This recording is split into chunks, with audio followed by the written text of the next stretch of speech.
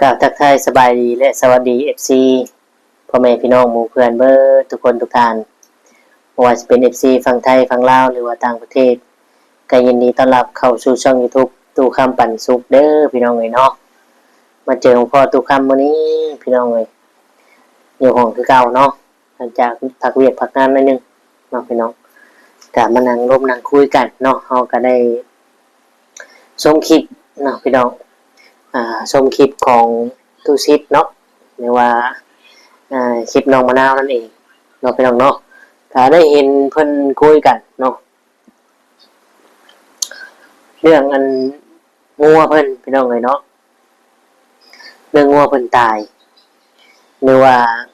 โชว์บ่อีหยังพี่น้องเลยเนาะสงสารน้องมะนาวพี่น้องเลยเนาะ แสดงว่าสิไว้ค่าสู่หมู่สู่เพื่อนเฮ็ดจัดงานแต่งเนาะพี่น้องถ้าว่ามันเงินบ่ฮอบบ่ถึงบ่เพียงพอก็พอได้งัวที่เลี้ยงไว้หั่นล่ะว่าเนาะพี่น้องเนาะแต่ว่า งัวที่เลี้ยงไว้ก็ป่วยโซเนาะพี่น้องป่วยโซแต่มันก็ยังบ่ได้ตายคักดอกน้องมะนาวว่าเนาะบาดคอเอาว่าซั่น เดี๋ยวดูครับจะพาไปเบิ่งไปชมคลิปพี่น้องเอ้ยเนาะนี่แหละพี่น้องครอบครัวน้องมะนาวเนาะแม้แต่ว่าเลี้ยงไก่เนาะเลี้ยงเป็ดเลี้ยงไก่ทุกคำให้กับ2-3คู่ก็บ่ยังเนาะบ่รอดพี่น้องเอ้ยเพิ่นเลี้ยงบ่แพ้เนาะบ่ง่ายจัดพี่น้องทุกคำนี่เอามานี่หมู่ให้นี่คู่เดียวเป็ดนะพี่น้องคู่เดียวคือตัวผู้กับตัวเมียแค่นั้นเองพี่น้องเอ้ยเนาะเชื่อบ่ว่าเต็มคอกจนได้แบ่งให้ญาติพี่น้องแล้วก็จนได้แบ่งให้น้องมะนาว FC หรือว่าคนที่ติดตามทุกคำเนี่ย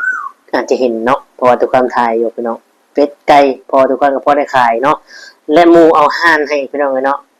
ห่านนี่มันสิคอยาวกว่าเป็ดนะพี่น้องหมูให้คู่นึงพี่น้องเลยเนาะก็มาไข่กระแตพื้นแต่ว่าครอบครัวน้องมะนาวนี่บ่อยากแพ้พี่น้องเลยเนาะอย่างเช่นเลี้ยงงัวก็เห็นว่าพี่น้องมีแต่เจ็บมีแต่โชว์มีแต่ล้มป่วยเนาะเห็นแล้วก็สงสารน้องเพิ่นพี่น้องเลยเนาะแล้วก็เห็นว่ายังติดต่อผัวบ่ได้ผัวบ่ฮับว่าซั่นเนาะ สงสัยเราค่าเวียกค่างานพี่น้องเลยเนาะทางเงินไอเกตมณีเราก็เห็นเวียกนั่นแหละพี่น้องเลยเนาะเอาก็ประมาณนี้ทุกคำก็คือสิได้ขอตัวจบคลิปอำลาพระจากพ่อแม่พี่น้องไปเนาะก่อนไปก็จะพา FC พ่อแม่พี่น้องไปเบิ่งไปชมเนาะคลิปของตูซิดกับน้องมะนาวเนาะสำหรับคลิปนี้ทุกคำก็บ๊ายบายพี่น้องพี่เนาะไปเบิ่งน้ำกันงัวเรียบร้อยงัวตายงัวมันอยากตายมันโชว์แล้ววะนี่บ้านนี่ตายก็ได้ขายก็ให้ชี้เชนเขาให้ไปชี้เชนแม่นขายนะไปกินชื่อเห็นได้บ้านนี้ชิมได้ลายเติบแบ่งให้น้าบ้าวน้าชาวบ่แบ่งให้ลุงแน่นั่นแหละขายดีมากินข้าวเช้าน้ำยังบ่ได้กินบ่แต่งงานไว้แต่ซ้ำบ่ได้กินเลย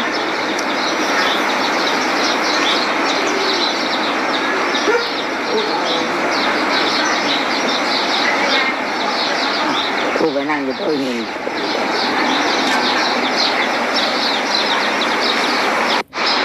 อะไรมะนาวมาแต่ใช้มาแต่หน้าบ่มีแต่เช้าแต่เชี่ยวแท้นี่แม่หู้อยู่บ่หู้อยู่สาธงเลยน่ะหูละพายมือน่ะแม่หูจักอยู่คือไปแต่เช้าแต่ข้าวเช้าก็ฮอนยังบ่ได้กินเนาะย่างไปเช้านะสวยว่าพันเด็ดแล้วถีบได้คือบ่ขี่ไปซะโฉมันตกเรื่อยได้โฉมันตกเรื่อยงานก็เก่งเอาเนาะบ่ได้ของเก่งงานใกล้ๆอย่างเด้ว่าเงินเก่งสู่รถบ่มีบ่ได้อยู่มันบ่เอาแพงดอกนี่ก็สิป้ายมันได้เคยบอกอยู่บนชื่อให้แต่มันเพเล็กน้อยกับแปลงเอาแหละใช่อยู่มันตกเรื่อย นป้านะมันก็ห้างทีแล้วเนาะซื้อกับ3,000 บาท2,000 บาทสารไม้ขอใส่เด้อจ้ะไวขี่แปลกมันแหละโชว์มันงานกับทานช่างเขาแหละ ขอเข่งหัก โชว์มันงานได้จะไรก็ใส่ เข่งเอาได้เลย เอาเวลาแบบคือเขาย่างไปหน้านะเบาไปหันไปนี่เอาไปเข่งข้าเดียวมันก็ขี่ได้ ถูกงานตกถูกตลอดคือ ต้องเอาใจใส่สิ่งของนั่นที่ผู้ใหญ่ชื่อให้นะเคยบอกอยู่โอแปลงหัวยามันสมุดว่าขึ้นคือคักได้เลยแต่ชีวิตนี่ติดต่อผัวได้หรือเปล่า มาจะเข้าถึงที่ 30 แล้วถูกคิดทำราคาถูกแล้ว กุ้มอยู่รอกมอเตอร์ก็ไปมันต้องทำงานอยู่ใต้ แม่ อยู่จากปีนึงนี่มันว่า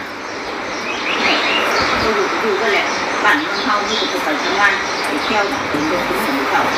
ไม่แล้วเลยไม่ได้กินเขาก็ไม่โตของมันแน่ นี่เป็นผู้ดูมันเนาะบ้านเฮาเนาะ ถึงมาเดินข้างหน้าตีนรถ หาเงินดิ หาเงินขับปะคุณเดือน3 ล้าน4 ล้านเลยสบายเลยครับ เป็นอะไรงัวน่ะสรุปแล้ว ปากคอแล้วเผาแล้วตัวแล้ว เรียบร้อย เรียบร้อย บัวตาย งัวมันอยากตายมันโชว์แล้ว นี่ วานนี่ ขายหรอ ตาย และคลิกตับช็อป12 ก็ให้ชี้เชน เขาให้ไป400,000 แม่น เรื่องขายชื่อ ไปกินชื่อ เฮ็ดได้บ้านนี้สิ้นได้หลายเติบ คือ แบ่งให้น้าบ่าวน้าสาวบ่ แบ่งให้ลุงแน่ ใช้มา ให้ กินมา อั หาน ย นี้นั่นแน่เจ้ากินอยู่อ่ะงัว อย่ามันโชว์ ปาดคอ เล ได้ ยหากจักแรกคืองัวเขาขาลงตลาดนี่ยังกะจักงัวโชว์บ่โชว์เนาะเฮาก็บ่จักเนาะ มันบ่ตายปาดคอเอา บ่เป็นหยังดอกเนาะ บ่เป็นหยังใครก็กินจะแซวอยู่ บ่เป็นหยังดอก ยังกินนะให้ บ่ เรา เป็นหยัง คำเอาสิบ่ได้แกมาให้ หลายอยู่บ่แหละ หลายอยู่ หลายก็เอามาเฮ็ดชูพนักงานนี่แหละกิน ทางหนึ่งคุณนะ ไม่คน กิน งาน มัน มั น่ะ น มาให้พนักงานกินน้ำ ยายคนแถวนั้นก็กินแต่เซล เอา บ่ได้เป็นหยัง เอามาคิดว่า คือชิ้นอยู่ตลาดก็จักมันงัวควายแบบใดเนาะ ที่ตลาดก่อน คือไก่อย่างเทื่อกับไก่มันตายไก่มันติดภาคติดอย่างก็มีแน่น่ะกระบดไปเอามาเฮากับบ่ฮู้ดอกอันแนวลงตลาดก็จักมันสะอาดซำใดจักมันสี เจ้าคนตายบ่ได้ บางทีจักว่างัวตายก็มีบ่จัก ตายเนี่ยครับถูกเอาเสือกอ่ะที่ทำประจำ ก็เลยบ่ได้ป้าให้มันตายปาดคอก่อน ปาดคอก่อนมันตายแล้วมันสิ ในหัว บ่ แช่ แซ่บ หนานงอน ไงเติบแล้ว เกือบสิเป็นแม่ชื่อแล้ว เขาจะเดียวก็ ชามโต๊ะตะกี้ยังช้องมัน แม่ ช้องดูมันนิดหน่อยนะ เก็บเก็บแข็งเลย กำลังมาชีแพ้เนาะที่แรกว่า ทั้งว่าสิกินดองเพิ่นนั่นกันว่ามีเงินมีคำแหละเพิ่นว่าสิขางงัวนั่นแล้ว ขางวนน่ะพรีพอสินมันก็ได้แต่ว่า เพิ่นมาสิขางงัวนั่นผูกแขนนั่นกับผัวเพิ่นน่ะรถว่ามันนี่รถบ่ได้ค้าว่าผู้ใหญ่สิคอยฝากเงินมารถ ยังตายก็เนาะ ชูเก่าดิ แค่กันสิโชว์ใกล้ฮอดมือผูกแขนกับใครอยู่ได้เลย มันหนุ่มเนาะ หลับเลยมูกินมองกันว่าโตเนาะ งัวซะ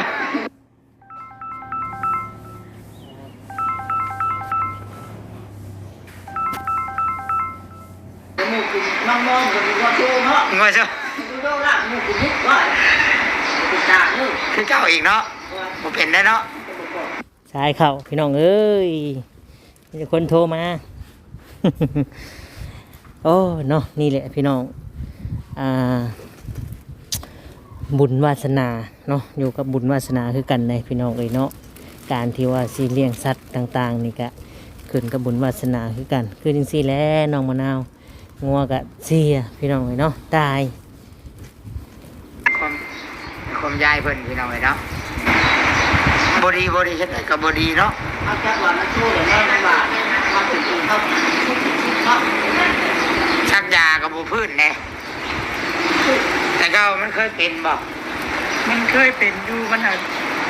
ตามันคือเวทหุ่งยิ่งมันเข่ากอไผ่กับพิ้วถูกละย่างไปเรื่อยๆแต่ก็มันย่างวันนี้มันย่างมาได้แต่ก็มันย่างไปเรื่อย เมื่อผูกแขนอย่าลืมบอกชาวลายสว่างน้ำเด้อ ๆบอกอยู่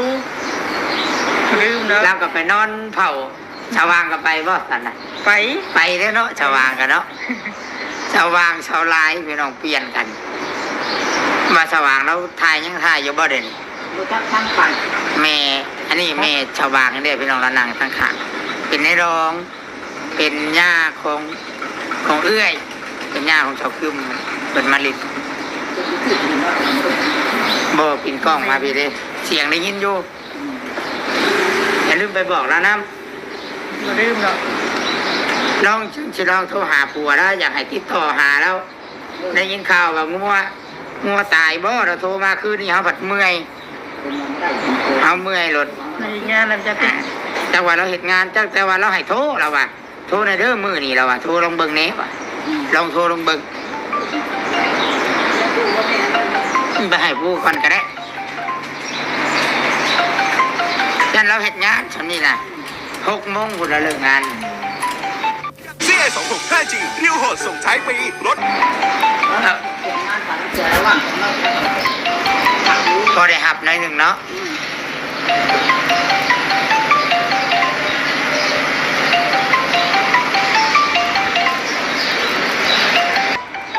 ช่วงแรงว่ะ อันนี้โอเค ยันเราค่าเห็นงานแต่ว่าบ่เป็นเบิ้งบ่มีโทรศัพท์บ่ มีอยู่แต่มันคงไม่ช่วยจักช่องไข่ช่องยาเป็นเบิ่งเป็นน้ำสั่นอันเนี้ย พวกจังเรียนนะจริง ยันว่าเบิ้งเห็นเจ้าเห็นอยู่ว่าผัวเพิ่นน่ะ บ่ ยังบ่ทันเห็นบ่ เพื่อ ผู้คนทางใต้ผู้เมือง โอเคพี่น้องเลยเนาะตัดภาพมาก็เจอตุกคำอีกคือเก่าพี่น้องเป็นจังไดพี่น้องหลังจากที่ได้เบิ่งได้ชมแล้วเนาะคิดว่าครอบครัวน้องมะนาวเนี่ยเลี้ยงสัตว์นี่บ่แพ้เนาะพี่น้องเนาะเลี้ยงสัตว์นี่บ่แพ้ได้พี่น้องก็คือเห็นนั่นแหละเนาะพี่น้องเนาะเลี้ยงไก่ก็ตายเลี้ยงเป็ดก็มากิน จนเฮ็ดข้อเฮ็ดหยังให้จุบเจือเนาะพี่น้องเนาะตอนทุกคำเอาเป็ดให้เนาะปีน่ะปีเดียวเท่านั้นนี่ให้คู่หนึงนี่โอ้ยแพ้พี่น้องแพ้ในลูกในดานเนาะถ้าทุกคำเอามานี่คู่หนึงนี่แพ้ตอนนี้นี่พ่อพันธุ์แม่พันธุ์นี่มีแล้วผูกคอกแม่คอกเนาะจะได้ทุกปี2 แม่ก็ได้เบิด2 แม่เนาะเป็ดตุกคำตัวละหลาย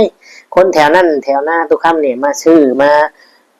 ขอซื้อขอหยังน้ำหน้าตุกคำนั่นแหละพี่น้องเอ้ยเนาะสงกรานต์บ่วัยรุ่นกรุงเทพขึ้นไปอยากกินปิ้งเป็ดอยากกินลาบเป็ดเขาก็ไปซื้อเนาะพี่น้องเนาะช่วงสงกรานต์ก็สิได้ราคาน้อยนึงเนาะเพราะมันหายากเป็ดนะพี่น้องสมมุตินี่อาหารหัวอาหารก็แพงห้ำก็แพงเนาะนำเข้าก็แพงหลายคนก็บ่ได้คอยเลี้ยง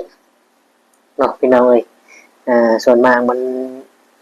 เลี้ยงยากนำอีกได้เนาะตัวคำบัดเลี้ยงอยู่หน้าไกลบัดนี้เนาะไกลบ้านมันเลี้ยงแบบธรรมชาติอยู่ป่าอยู่นามันก็แซ่บพี่น้องเลี้ยงแบบบ่ได้ใช้หัวอาหารเนาะแต่ว่าอยู่ในบ้านเนี่ยบางคนก็เลี้ยงใช้หัวอาหารแหละเวลาเฮาไปปิ้งไปย่างไปทำกินเนี่ยมันต่างกันได้พี่น้องเอ้ยเนาะต่างกันต่างกันคนก็เลยไปซื้อเนาะนี่แหละว่าคือบ่พื้นมาถ้าว่าเฮาเลี้ยงแพะเลี้ยงเป็ดเลี้ยงไก่แพะก็จะประมาณนี้เนาะพี่น้องก็ได้ขายพี่น้องเอ้ยแต่ว่าครอบครัวน้องมะนาวน่ะเลี้ยงบ่แพะพี่น้องเอ้ยเนาะก็เป็นอีหยังเป็นเพราะอีหยังพี่น้องเอ้ยเนาะเนาะก็สงสารน้องเพิ่นอยู่พี่น้องเอ้ยเอาก็ประมาณนี้ทุกคำก็ขอบคุณขอบคุณหลายๆ FC พ่อแม่พี่น้องที่เขาเบิ่งมาชมกดไลค์กดแชร์ให้แล้วกดติดตามกดเบิ่งโฆษณาให้ทุกคำเนาะขอบคุณหลายๆเด้อเนาะสำหรับคลิปนี้ทุกคำสิได้ขอตัวอำลาพระจากพ่อแม่พี่น้องไปก็คือสิได้กล่าวคำว่าสบายดีและสวัสดีครับ